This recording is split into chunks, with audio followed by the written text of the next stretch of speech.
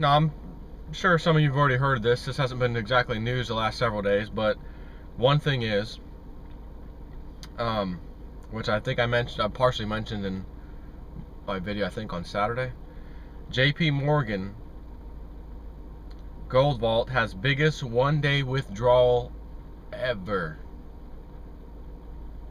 Largest one-day withdrawal ever of gold. So when I tell you guys that don't look at the prices of precious metals, just look at the reality. Look at the statistics that the ones we are able to see. And that's showing you there's a mad dash for gold and silver. And if that's normally the case, normally the price rises. But because the price is controlled, they want to push the price down so that they teach you a lesson as to not mess with that and say, we told you so. You bought some and we lowered the price even more, and then we lowered the price even more, and we held it there for 2+ years, longer than anybody with the common sense would normally allow to take a beating on an investment before getting rid of it. Except you can't just have common sense. You've got to have some additional knowledge. You have to be well informed as to why they're pushing the price down, and understand that they are in fact pushing the price down, and this isn't some normal market thing. They don't want anybody messing with gold and silver, and it's not working because people are still buying gold and silver in record amounts. Plain and simple. Remember the Silver Eagles broke all records last year, 2013? Broke all sales for any year, period. Nothing else was really close. I think the 2012, or was it 11, had a close, kind of a close second place, but nothing really came close to that. I mean, even at the end, we have what, 3 months left, I think, and it had already broke the record. So there was 3 additional months of buying that happened. And then once again, I think the U.S. Mint with their crap about, we're going to stop taking orders for 2013 Eagles, and in preparation for 2014 Eagles, I think they pulled that again, which means we kind of got cheated on the numbers, technically, but it didn't matter. The other thing I want to talk about, HSBC, which as you all know is a Chinese bank, restricts large cash withdrawals. There is a little bit of a rumor, not exactly a rumor, this is more like a fact, that there's some type of loan payments or something of that nature coming due to Chinese, the Chinese, or China's largest bank. I forget the name of the bank. It's not HSBC. I think it's some other bank, the largest bank in China or something like that, in which it's fixing the default. That's the rumor on the street. Literally at the end of this month, like the very last day. And doesn't mean it couldn't get stretched out a few days before it really comes out, but long story short, that very, very soon, this large Chinese bank is about to default on some type of payments.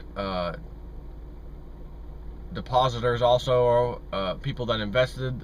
The spokesperson already said something. Matter of fact, let me just check something real quick so I can be a little more detailed. There's that one.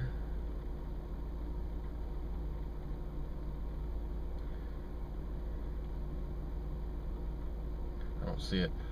But anyways, if this happens, they're talking about, I forget the exact amount. Was it $500 billion or something crazy high number?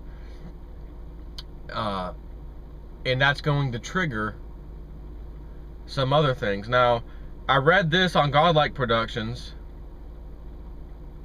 and this is it's interesting what they have to say, but again, you're taking someone else's word for it. But when I saw what he read and how it was written, I said, man, I don't think this guy's lying. So let me read this to you, because this is kind of interesting here. And it was titled, "Read This Now, an Insider Spills the Beans on the Financial Markets." He says, "I work as a stockbroker for Piper Jaffray, located in Los Angeles." So he's actually given the name of the place he works for. What happened yesterday left me absolutely stunned in disbelief. I manage the portfolios for more than half of our richest clients, and my boss called me into his office and told me to cash them all out immediately. My obvious thought was that there was going to be a crash, but it was strange that he was so adamant about cashing them out. He clearly knew something, so I asked him what was up. He spilled the beans and said, look, we are going into a currency crisis. Well, that's a shocker. Not what Lindsey Williams said would be happening in 3 months from late November. Well, that's right around now in March. We're going into a major currency crisis. Major banks are going to default in the next 3 weeks. Okay, well, in 1 week, allegedly this Chinese bank is fixing to go default. So that's interesting. The stock markets are going to go in a violent downward trend, not only here, but all around the world. Exactly what Lindsey Williams also said.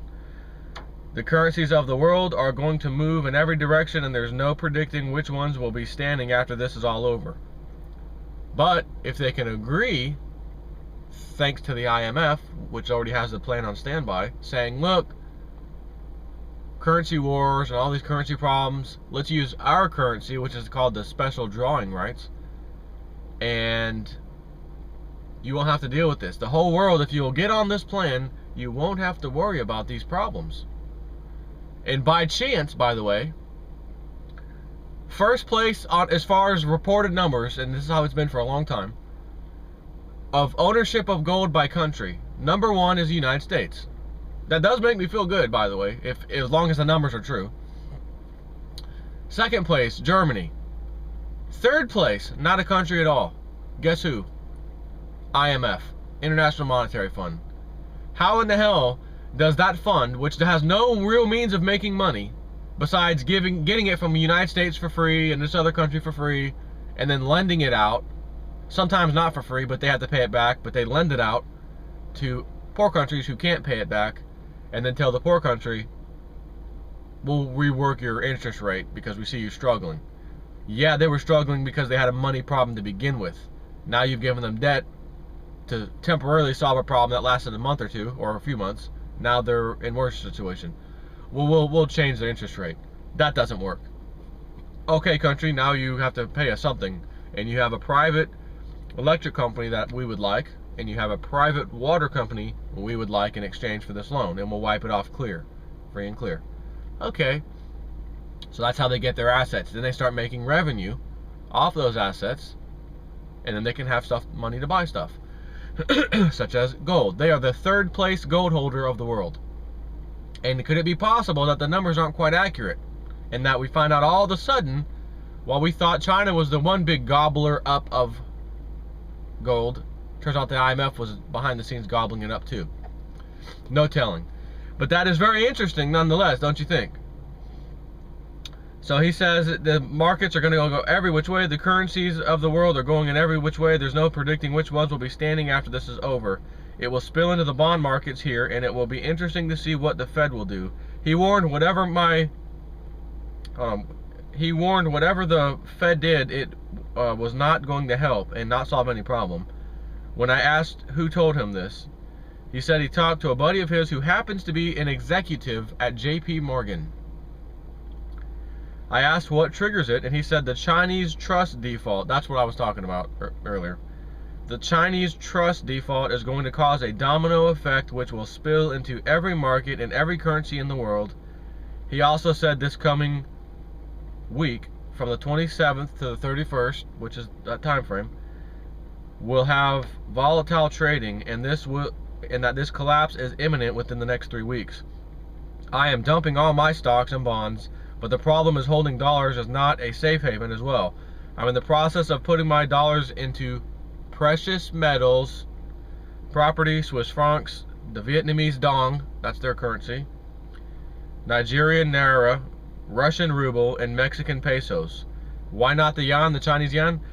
Because it's not safe at all. They are dependent on the consumerism of other nations. Why buy currency of the third world countries, you ask? That they don't have much industry to be affected, such as the Vietnamese dong and whatnot. They have more of an agricultural and energy-based economy. So there's that damn Vietnamese dong again. Now, he didn't say the Iraqi dinar. So the question is, do you and I, because I still have not went out and purchased my Vietnamese dong or the Iraqi dinar. I have not.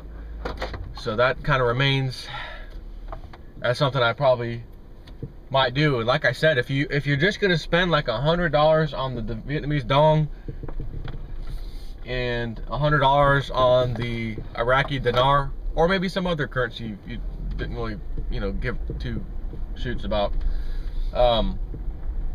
whatever. Oh my God. Don't tell me my wife left the garage door open all night long. Left the back gate open all night long yesterday while I was gone. Oh, I needed someone to walk into my house and find where I've got my safe hidden and steal it. Gotta be kidding me. Anyways, take care.